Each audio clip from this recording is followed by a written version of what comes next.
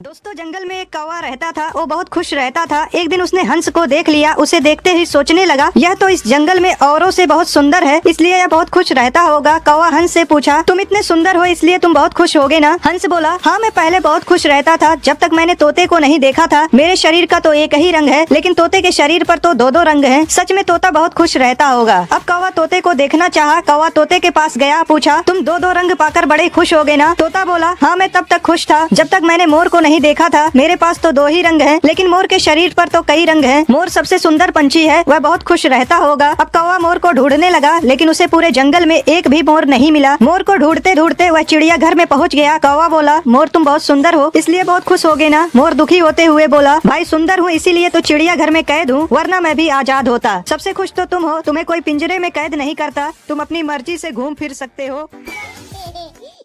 इस अजीबोगरीब स्कूल में किसी भी कलर का इस्तेमाल करना सख्त मना है, लेकिन एक दिन ये लड़की रेड लिपस्टिक लगाकर स्कूल आती है। प्रिंसिपल को इस बारे में पता चल जाता है और वह इसे धूप में स्कूल के सभी नियमों को पढ़ने की सजा देती है। लेकिन यह लड़की प्रिंसिपल के सामने ही उस नियमों की किताब को जला देती है, जिससे प्रिंसिपल और ज्यादा भड़क जाती है और इसे एक ऐसे कमरे में ले जाती है जहाँ 2 लाउड स्पीकर से स्कूल के सभी नियमों को उसके कान में बोला जाता है। लेकिन लड़की पर इसका भी कोई फर्क नहीं पड़ता और वह अगले दिन अपने बालों में ग्रीन रिबन लगाकर आती है। इस बार प्रिंसिपल उसे तेज रोशनी के सामने बैठा देती है, जिससे उसे अपने चेहरे पर बहुत तेज जलन होती है, लेकिन वह हार नहीं मानती और उसके अगले ही दिन अपने बालों को डाई कर लाती है। क्लासमेट्स उस पर हंसने लगते हैं। एक बार फिर प्रिंसिपल उसे सजा देने ले जाती है, लेकिन इस बार सभी स्टूडेंट स्कूल के खिलाफ प्रोटेस्ट कर देते हैं, क्योंकि उस लड़की के कारण उनका डर बिल्कुल खत्म हो गया था। प्रिंसिपल हार जाती है और सभी स्टूडेंट आजाद हो जाते हैं।